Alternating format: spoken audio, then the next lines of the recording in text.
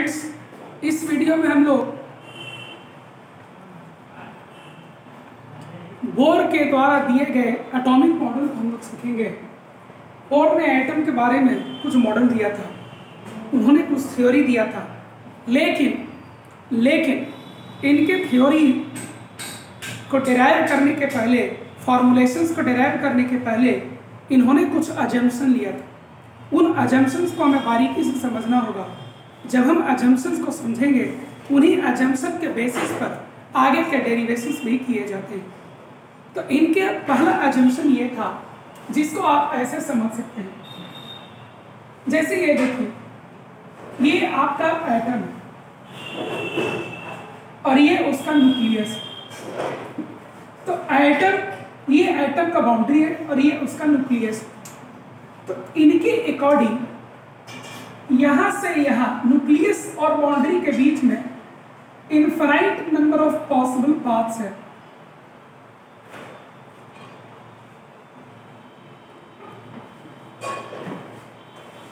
Nucleus और boundary के बीच में infinite number of possible paths है, लेकिन इलेक्ट्रॉन इनमें से किसी पर भी नहीं चल सकता है।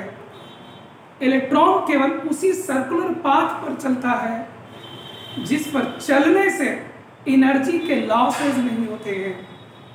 क्योंकि अगर एनर्जी का लॉस होता है तो थोड़े ही देर में उस इलेक्ट्रॉन का, मूविंग इलेक्ट्रॉन का एनर्जी जीरो हो जाएगा और वो फाइनली न्यूक्लियस से कोलाइड कर जाएगा और एटम अनस्टेबल हो जाएगा।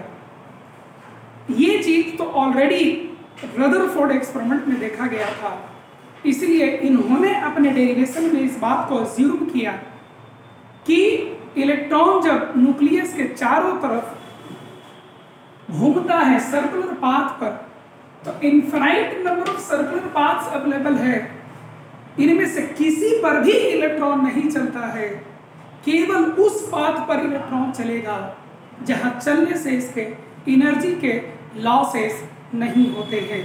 ये इनका पहला अजम्पशन है। तो इस अजम्पशन को लिखा जाए पोस्टुलेट्स।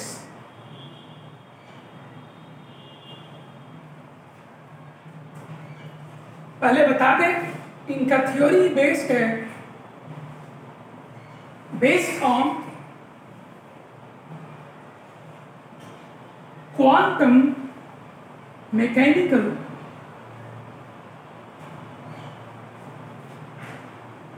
मॉडल।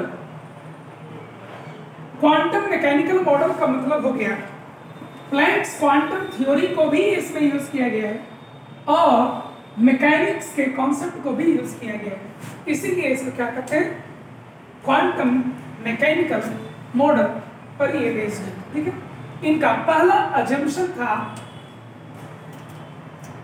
कि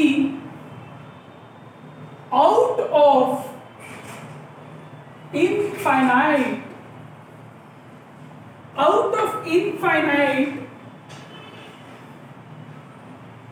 possible paths, out of infinite possible paths, electron moves on that circular path in which it does not lose energy. Out of infinite possible paths, electron moves on that circular path in which it does not lose energy. He called such circular path as energy level or stationary orbit energy of which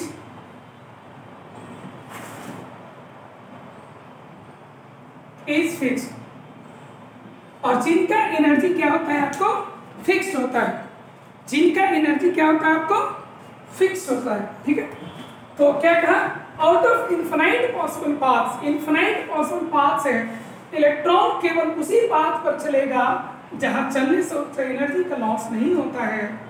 ऐसे path को उन्होंने क्या कहना शुरू कर दिया, energy level कहना शुरू किया, या स्टेशनरी ऑर्बिट कहना शुरू कर दिया। क्या कहना शुरू कर दिया, एनर्जी लेवल कहना शुरू कर दिया, या स्टेशनरी ऑर्बिट कहना शुरू कर दिया। ठीक है, और ऐसे ऑर्बिट्स का एनर्जी ऑफ सच ऑर्बिट्स, थोड़ा सुधार लीजिए,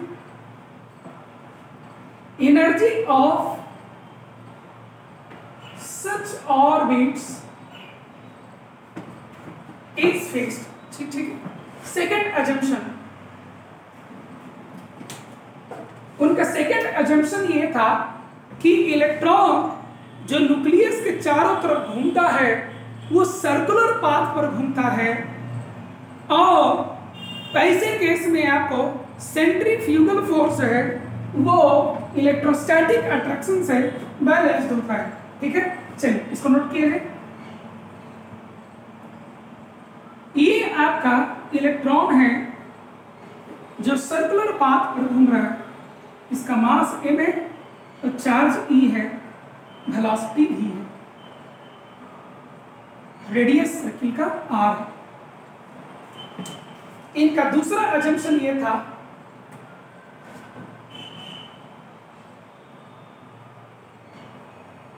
electron revolves around the nucleus in circular path, and the necessary, हम लोग जानते हैं सर्कुलर मोशन में बने रहने के लिए सेंट्रीपिटल फोर्स की आवश्यकता होती है, एंड द नेसेसरी सेंट्रीपिटल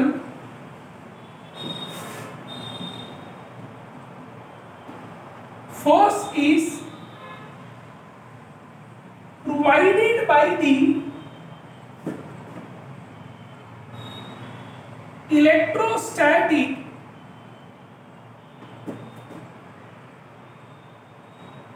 और the Coulombic attraction between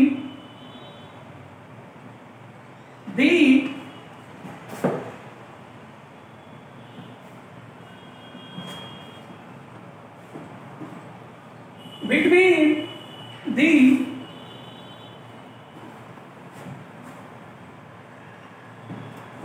moving electrons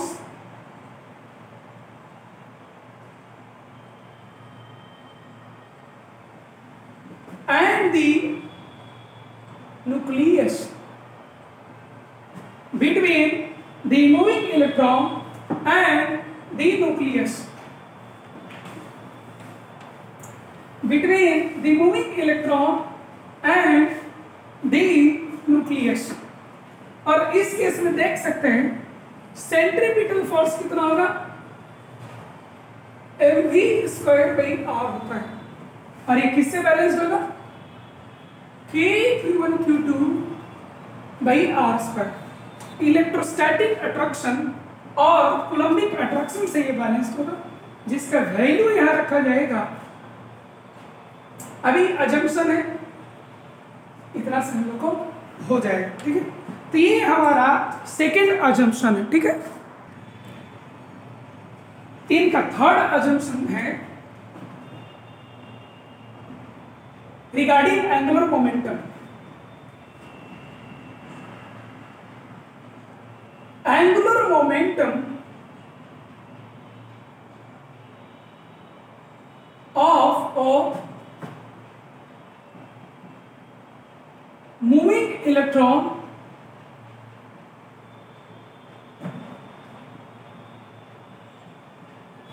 revolving in a stationary orbit. Angular momentum of a moving electron revolving in a stationary orbit is fixed. In other words,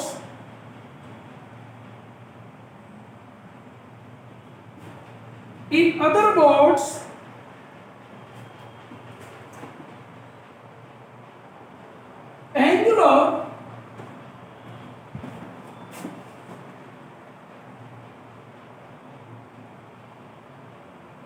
momentum of the electron is quantized.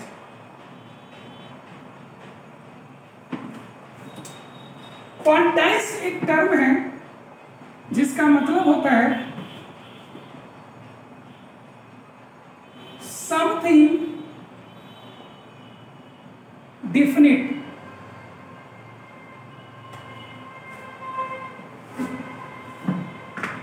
Something definite,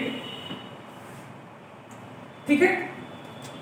तो यहां पर से हमें आता है angular momentum कितना हो जाए, तो एंगुलर मोमेंटम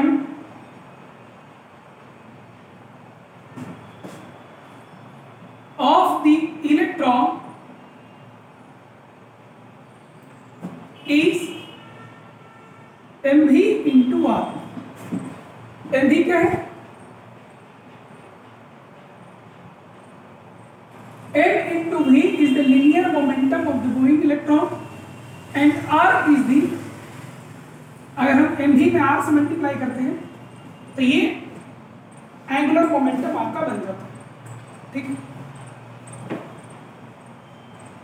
इन्होंने कहा है कि ये फिक्स होता है, ये क्वांटाइज्ड होता है, ठीक है। Therefore mvr is integral multiple of h upon 2 पाई, वो इन्हीं का स्टेटमेंट था, ठीक है। और यानी कि n into h upon 2 pi, जहां पर n क्या है? n is an integer. तो यहां से एक रिलेशन आता है mvr is equal to n h upon 2 pi. इसका प्रूफ वो नहीं दे पाए थे और इनके थ्योरी का एक बहुत बड़ा डिमेरिट रहा कि ये कैसे ये यूज किए, ठीक है। इसका प्रूफ वो नहीं दे सके, लेकिन इनका डेरिवेशन में इसको बहुत बढ़िया से यूज किया जाता है। और इसको फिर आगे जाकर कोई साइंटिस्ट जो आप पढ़ेंगे जिन्होंने इसको प्रूव किया कि ये इस तरह से क्यों होता है, ठीक है। टी ब्राउनी करके साइंटिस्ट थे जिन्होंने इस बात को प्रूव किया कि ये कैसे ट्रू होता है, ठीक है। तो ये इनका नेक्स्ट अजम्पशन है, ठीक है, कि एंगुलर मोमेंटम जो इलेक्ट्रॉन का होता है that is the integral multiple of h upon 2 पाई। इन्होंने ये भी कहा, इसका आगे का इंप्लीकेशन आपको ये भी है कि एंगुलर मोमेंटम किसी भी मूविंग इलेक्ट्रॉन का एटम के अंदर में h अपॉन 2 पाई का इंटीग्रल मल्टीपल होगा। That is why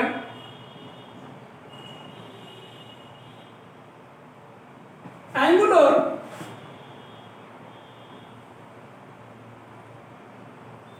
momentum of an electron moving in a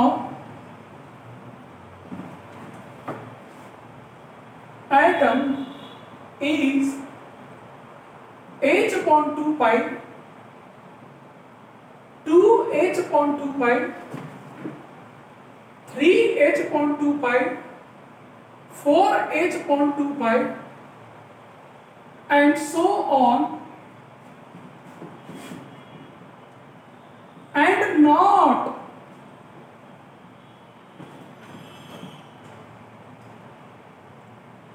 one into h upon 3 pi,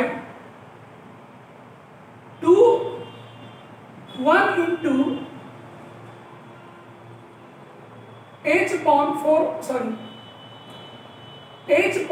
pi, h upon 5 pi और h upon 6 pi। Angular momentum किसी भी electron का h upon 2 pi जो एक smallest constant है जिसको उन्होंने यूज किया, इसी का इंटीग्रल मल्टीपल होगा, ना कि h upon 3 pi, 4 pi, 6 pi, 5 pi, इन सब का इंटीग्रल मल्टीपल होगा। ठीक है, तो ये चीज आप ध्यान रखिएगा कि एनर्जी जो आपका होता है वो क्वांटाइज्ड होता है। क्वांटाइज्ड का मतलब it is the integral multiple of a constant. ठीक है, इसका एक डिफिनिट एंड फिक्स्ड वैल्यू होता है। ठीक है, इनका फोर्थ अजम्पशन ये था, फोर्थ पोस्टुलेट ये था कि जैसे ये आपका न्यूक्लियस है, ठीक है, और ये आपका ऑर्बिट्स,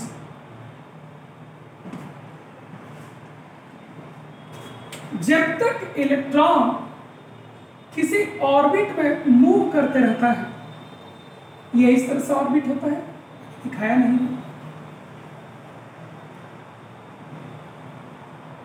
इस तरह से ऑर्बिट होता है। जब तक इलेक्ट्रॉन किसी ऑर्बिट में घूमते रहता है तब तक इसके एनर्जी के लॉस नहीं होते हैं। ये अजम्पशन था, पहला अजम्पशन। जब तक इलेक्ट्रॉन किसी ऑर्बिट में घूमते रहता है तब तक इसके एनर्जी का लॉस नहीं होता है। लेकिन अगर एटम को certain appropriate amount of energy अगर दे दिया जाए तो एटम एक्साइटेड हो जाता है। एटम क्या हो जाता है? एक्साइटेड हो जाता है, जिसका मतलब होता है कि एटम में मौजूद जो इलेक्ट्रॉन्स होते हैं वो हायर एनर्जी स्टेट में चले जाते हैं। एटम एक्साइटेड होने का क्या मतलब होता है कि एटम के अंदर में मौजूद जो इलेक्ट्रॉन्स होते हैं वो हायर एनर्जी स्टेट में चले जाते हैं। ठीक है, जब वो हायर एनर्जी स्टेट में जाता है तो हायर एनर्जी स्टेट में जाने के समय वो एक सर्टेन अमाउंट ऑफ एनर्जी को एब्जॉर्ब करता है। तो इन सब चीजों को हम इस अजम्पशन में थोड़ा देखेंगे। ठीक है, लिखा जाए इस चीज को, as long as electron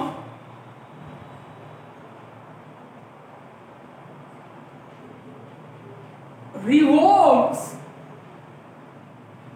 around the nucleus, it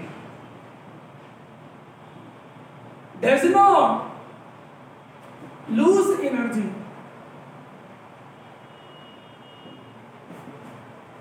As long as electron revolves around the nucleus, it does not lose energy. ये पहले assumption से आता है। However,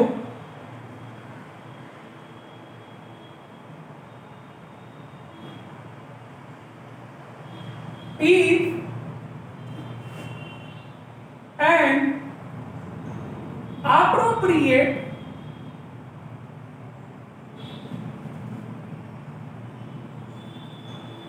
amount of energy, if an appropriate amount of energy is given to the atom, appropriate amount of energy is given to the atom, it gets excited. it gets excited, which means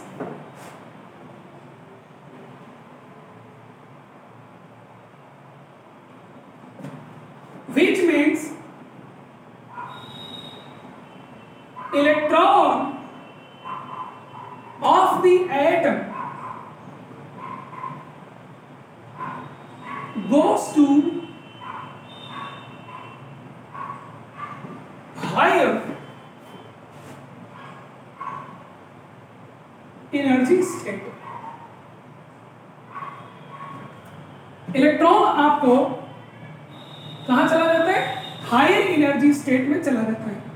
पहले जहां है वहां का energy अगर En1 है और बाद में जहां गया उसका एनर्जी अगर N2 है, तो कितना अमाउंट ऑफ एनर्जी वो एब्जॉर्ब किया, तो जहां गया में से जहां था पर डिफरेंस कर दीजिए तो उतना एनर्जी वो एब्जॉर्ब किया। ठीक है,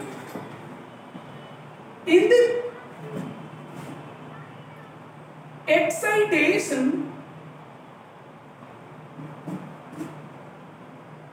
it has absorbed a photon of energy h nu is equal to energy of higher energy state minus energy of lower energy state। इतने के बराबर एनर्जी का एक फोटोन इस एटम को मिला था, उस फोटोन को ये इलेक्ट्रॉन एब्जॉर्ब कर लिया, फोटोन खत्म हो गया, उसका एनर्जी इस इलेक्ट्रॉन को मिल गया और उस एनर्जी को पाकर वो हायर एनर्जी स्टेट में चला जाता है। हम लोग भी कैसे, हम लोग भी जब भोजन करते हैं तो हमें क्या मिलता है? एनर्जी मिलता है। इसी तरह से इलेक्ट्रॉन को जब फोटोन मिलता है तो उसको क्या मिलता है? एनर्जी मिलता है। ठीक है, चलिए, लेकिन जब आपको इलेक्ट्रॉन हायर स्टेट में जा चुका है तो हायर एनर्जी स्टेट में इलेक्ट्रॉन लेस स्टेबल होता है और with in A short period of time वो आपको लौट करके वापस आ जाता है। क्या हो जाता है? लौट करके वापस आ जाता है। तो इस बात को भी लिखा जाए, in higher energy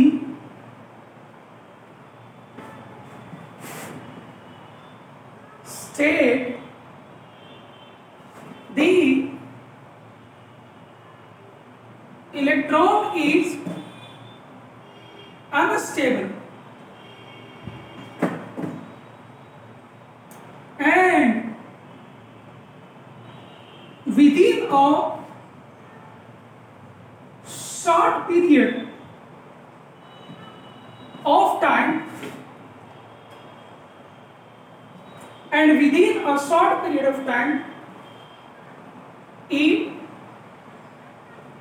jump down to lower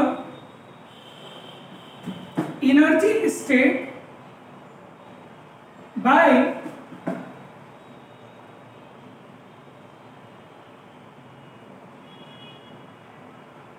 releasing a photon of appropriate energy। जब वो लौट कर वापस आ रहा होता है तो कोई जरूरी नहीं है कि वो डायरेक्टली लौट करके इसी में आए। ठीक है, वो ऐसे भी लौट करके आ सकता है, लेकिन ये सब चीजें काफी डिटेल में इस चैप्टर में आगे जाकर पढ़ना है। अभी हम लोग उस पर फोकस नहीं करते, अभी केवल ये फोकस करते हैं कि ये इसी तरह से लौट कर चला आता है। तो इमिटेड जो फोटोन होगा उसका एनर्जी हो जाएगा energy of higher energy state minus energy of lower energy state. अगर वो यहाँ आया होता तो फिर इसके एनर्जी में से इसके एनर्जी घटा देते हैं और यहाँ से यहाँ आया होता तो इसके एनर्जी में से इसके एनर्जी घटा देते। इस तरीके से हम लोग निकाल लिया करते हैं। ठीक है,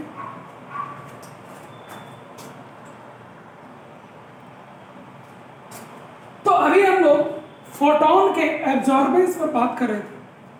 कोई भी फोटोन एटम पर देते हैं तो वो एब्जॉर्ब हो जाएगा, ऐसी कोई बात नहीं है। ठीक है, एटम के अंदर केवल वही फोटोन एब्जॉर्ब हो सकता है जिसका एनर्जी इसमें मौजूद किसी दो ऑर्बिट्स के बीच के एनर्जी डिफरेंस के बराबर हो। ठीक है, कोई भी फोटोन इसमें दीजिएगा तो वो आपको एब्जॉर्ब नहीं होगा, केवल वही फोटोन एब्जॉर्ब होगा जिसका एनर्जी यहाँ मौजूद किसी दो ऑर्बिट्स के बीच के एनर्जी डिफरेंस के बराबर होता है, और उसमें इलेक्ट्रॉन मौजूद होना चाहिए, उसमें इलेक्ट्रॉन मौजूद होना चाहिए। तो एक पॉइंट नोट करके हम लोग इस बात को भी लिख लें। सबसे पहले यही लिखे, not all photons are absorbed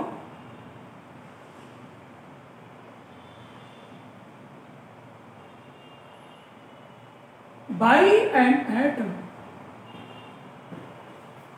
सारे के सारे फोटोन एब्जॉर्ब नहीं होते हैं, only those photons can be absorbed by an atomic system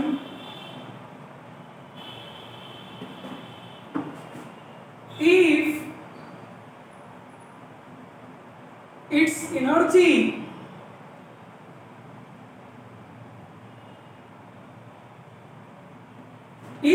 energy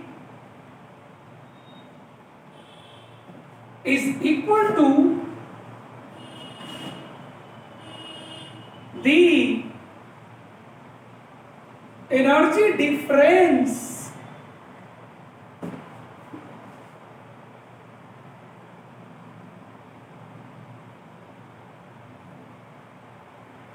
between any two orbits in the atom। ठीक है, तो कुछ भी इसको दे दीजिएगा वो आपको एब्जॉर्ब नहीं होगा, केवल वही फोटोन यहाँ एब्जॉर्ब होगा, केवल वही फोटोन एटॉमिक सिस्टम में एब्जॉर्ब होता है। ठीक है, जिनका एनर्जी यहाँ मौजूद किसी दो ऑर्बिट्स के एनर्जी डिफरेंस के बराबर हो, केवल उसी को एब्जॉर्ब किया जा सकता है। चलिए एक बार अजम्पशन नंबर 5, इनका अजम्पशन ये था कि as we move away from the nucleus,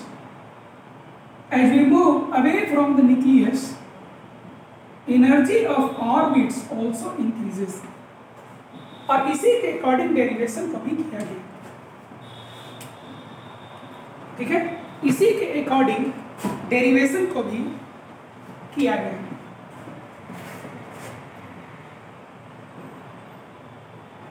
As the orbit number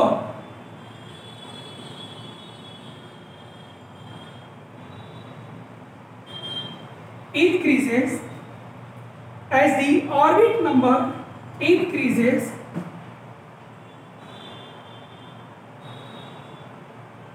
its energy also increases। और जब डेरिवेशन फाइनल होगा उसमें भी आपका ये चीज हो जाएगा, दैट इज पहले ऑर्बिट के एनर्जी से दूसरे ऑर्बिट का एनर्जी ज्यादा होता है, तीसरे का और ज्यादा, चौथे का और ज्यादा, एंड सो ऑन। ठीक है, इसके अलावे एक बहुत इंपॉर्टेंट बात है, बोर्स थ्योरी का एक बहुत बड़ा लिमिटेशन है।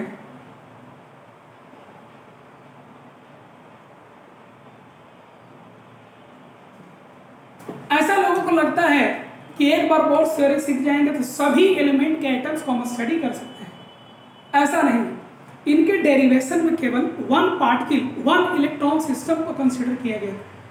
और इसीलिए इनका थ्योरी केवल वैसे एटम के लिए, आयन के लिए एप्लीकेबल है जिसमें केवल एक इलेक्ट्रॉन मौजूद है। जैसे हाइड्रोजन एटम में एक इलेक्ट्रॉन होता है, ठीक है।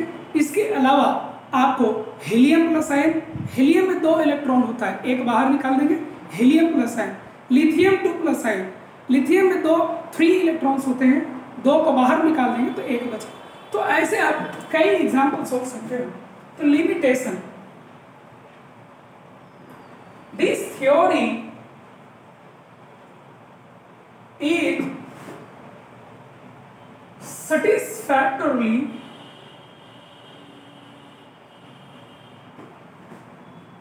applicable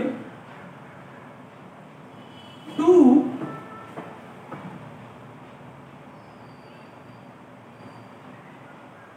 one electron system only। केवल उसमें 1 इलेक्ट्रॉन होना चाहिए, ठीक है। For example hydrogen atom and hydrogen like species. तो हाइड्रोजन लाइक स्पेसीज में आपको क्या क्या आ सकते हैं? हीलियम प्लस अभी मैंने जिक्र किया, lithium 2 plus, beryllium 3 plus, boron 4 plus and so on. इन सब कैटेगरी में आप सभी में देखिए जितने भी इलेक्ट्रॉन्स हैं एक को छोड़कर सबको बाहर निकाल दिया गया है और इन सभी जगहों पर आपको ये थ्योरी एप्लीकेबल होगा, ठीक है। चलिए अब हम लोग डेरिवेशन की तरफ आगे बढ़ते हैं।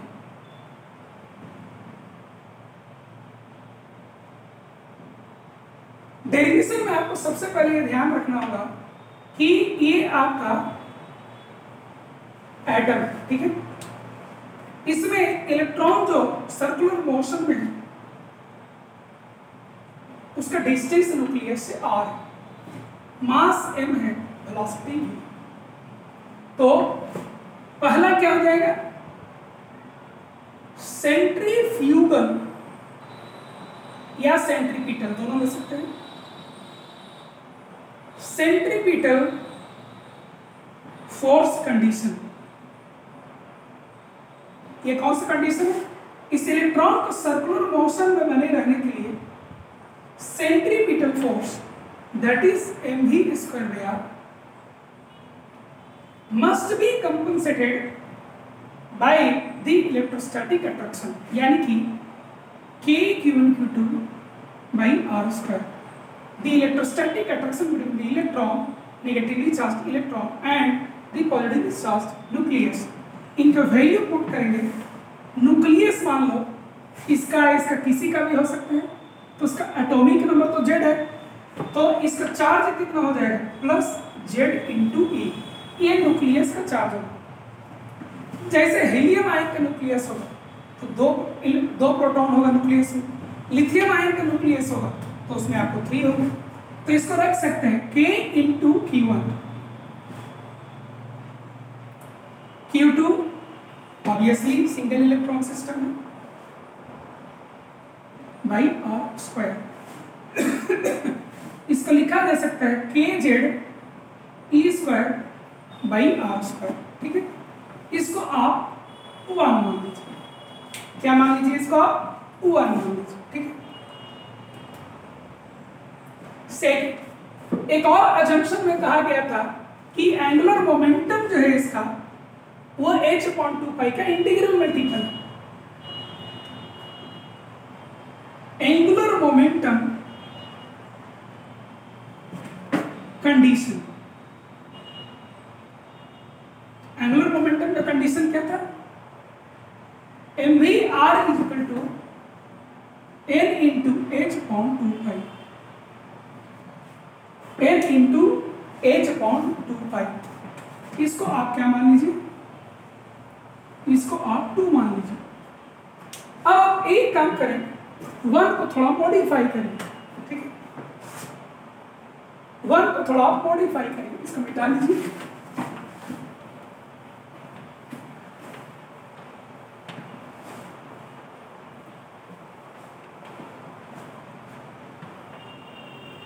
चलिए आगे बढ़ते हैं।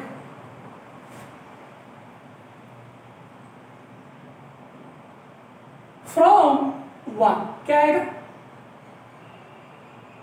mv square by r is equal to kz e square by r square. एक आर से एक आर को आप कैंसिल कर लीजिए।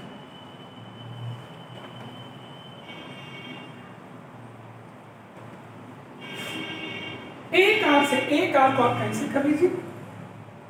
क्या आ जाएगा आपको? ये आर को इधर ले लीजिए, m v square r is equal to k Z E square आपको आ जाएगा। इसको लिख सकते हैं m v r into v, तो यहाँ 2 भी है, m v r into v is equal to k Z E square. और क्या लिख सकते हैं? एम वी आर का वैल्यू यहां से आप ले आकर रख दीजिए। तो from equation two m v r का वैल्यू पुट कर दीजिए। तो एम वी आर का वैल्यू कितना है? n into h upon 2 into v, ये एम वी आर हो गया, into v is equal to k Z E square, k Z E square. यहां से आपको आ जाएगा v is equal to 2 pi k Z E square by n into h. ये आपको एक डेरिवेशन आता है। इस डेरिवेशन का आप खासियत देखिए कि ये v आपको किस चीज को बतलाता है।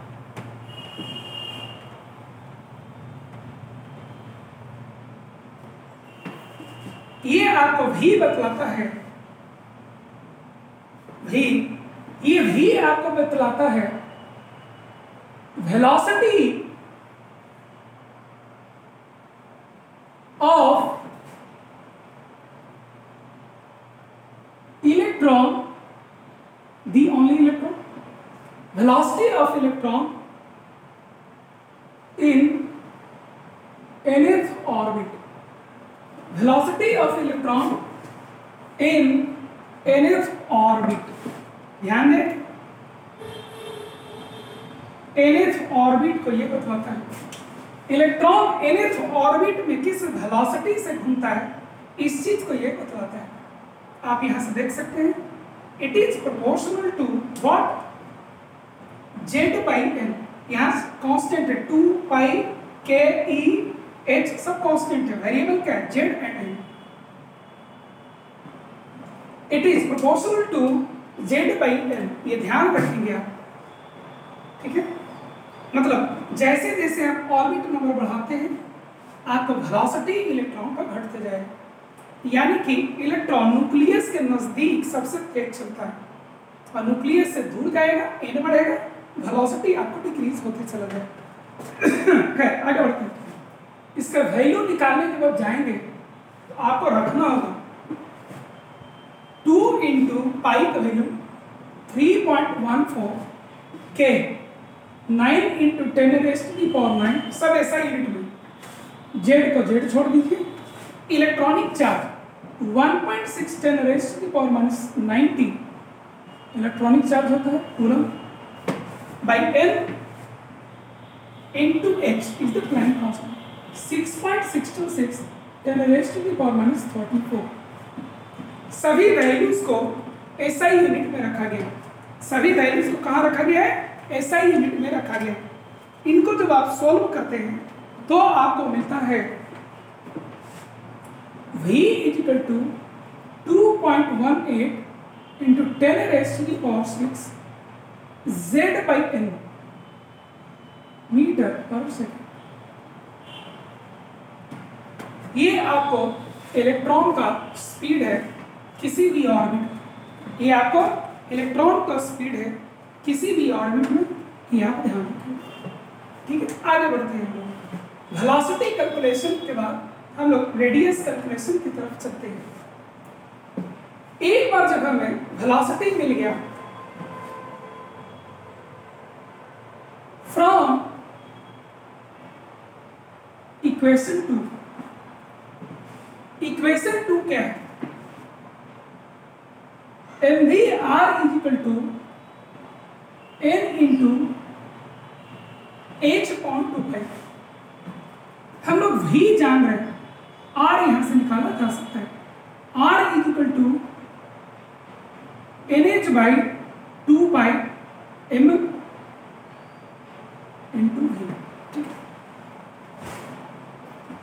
एम भी को ले गए तो r यहां बचे। इनके वैल्यू को आप पुट कर दीजिए। nh/2π m into v, v क्या है उसको रख दीजिए। 2π kz e square by n into h। जिसको सोल्व करने पर आता है इसको ऊपर ले जाइए। n square h square by 4π square m के जेड ई स्क्वायर, ये आपको आता है आर एन। क्या आता है आपको? आर एन आता है। ठीक है, इसको आप थोड़ा आगे बढ़ाएं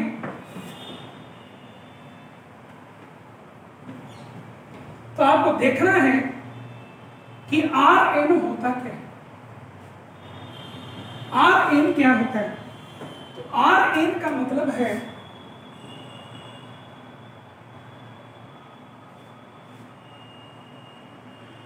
radius of nth orbit. R n क्या मतलब है? Radius of nth orbit.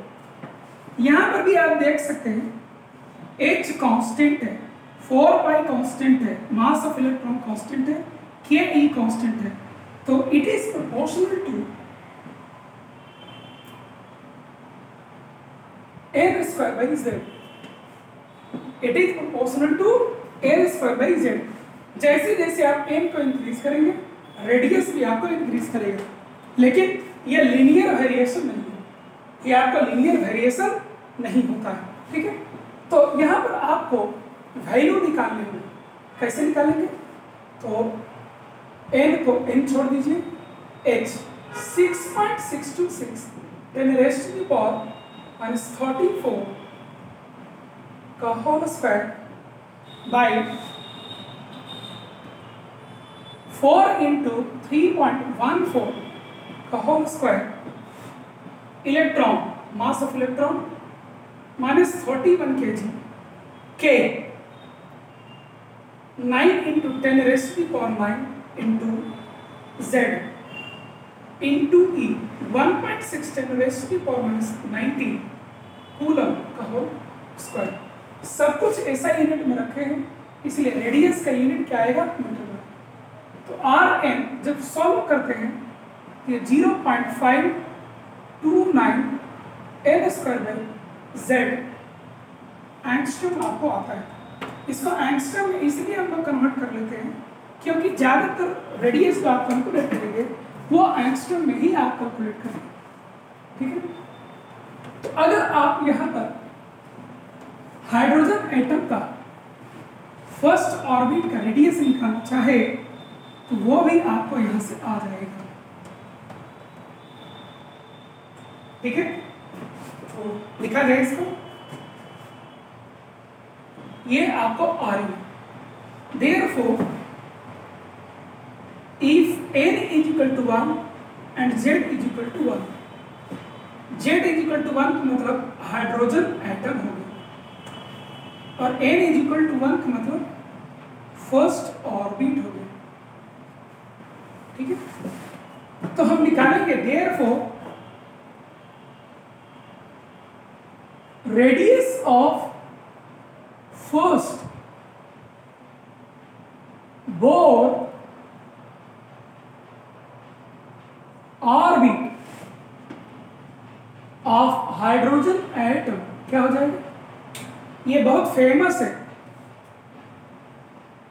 ये ध्यान रखिएगा, इसका वैल्यू हो जाएगा 0.529 L square by Z. Hydrogen के लिए बल होगा, सॉल्व करेंगे 0.529 एंगस्ट्रॉम होता है।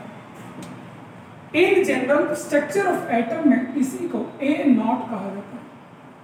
कई जगह पर आप देखेंगे A नॉट का टर्म आगे यूज होते रहेगा, तो A नॉट आप इसी को कहते हैं, ठीक है। तो इस तरीके से हम लोग दो चीज निकालना सीख गए, एक रेडियस कैसे निकलता है और दूसरा क्या सीखे हम लोग, वेलोसिटी ऑफ इलेक्ट्रॉन कैसे होता है। एक चीज यहां पर हमें और सीखना होता है, time period of revolution. Electron कितना देर में न्यूक्लियस का एक चक्कर कर लेता है। टाइम पीरियड ऑफ रिवॉल्यूशन, जिसको T से आप डिनोट कर सकते हैं। तो टाइम पीरियड को हम कैसे निकालेंगे, टाइम लगता है डिस्टेंस जो कि सर्कमफेरेंस होगा। एक टाइम पीरियड में कितना ट्रैवल करेगा, सर्कमफेरेंस के बराबर, ठीक है, बाय स्पीड। तो सर्कमफेरेंस होता है 2 पाई rm इन एक ऑर्बिट का, और स्पीड हो जाएगा उसी ऑर्बिट का vm। तो इसका वैल्यू हमें लिखना होगा, ठीक है। इसका वैल्यू लिखा जाए,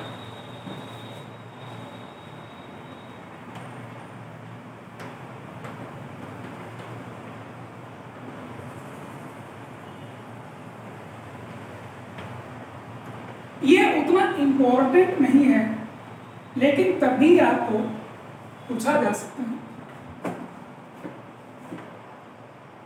ठीक है।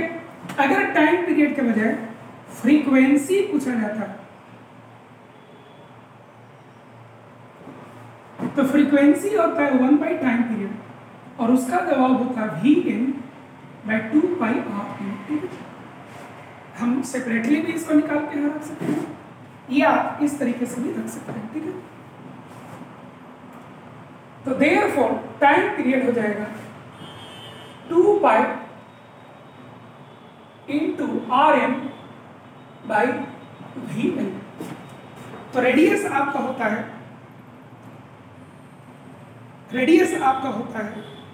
n square h square h square by 4 pi square m के Z E square, n square h square by 4 pi square m के जेड ई स्क्वायर, और वेलोसिटी आपको होता है 2 pi k Z E square, 2 pi k Z E square by NH। इसको जब आप solve करते हैं तो 2 पाई से 2 पाई आपको कैंसिल हो जाएगा, n और h ऊपर चला जाएगा, n क्यूब h क्यूब पाई 4 पाई स्क्वायर m के स्क्वायर जेड स्क्वायर E4। ये आपका टाइम पीरियड होगा। हमें ये सॉल्व करने के लिए कभी नहीं कहा जाएगा, हमें केवल यहाँ ये याद रखना होगा कि time period is directly proportional to n cube by z square, और इसीलिए फ्रीक्वेंसी ऑफ रिवॉल्यूशन जो कि 1 बाई टाइम पीरियड हो जाएगा, वो आपको डायरेक्टली प्रोपोर्शनल हो जाएगा जेड स्क्वायर बाई n, ठीक है। तो इस तरीके से हमने कुछ डेरिवेशन सीखा, इनके एग्जाम्पल्स वगैरह हम लोग नेक्स्ट वीडियो में देखेंगे, ठीक है। Thank you.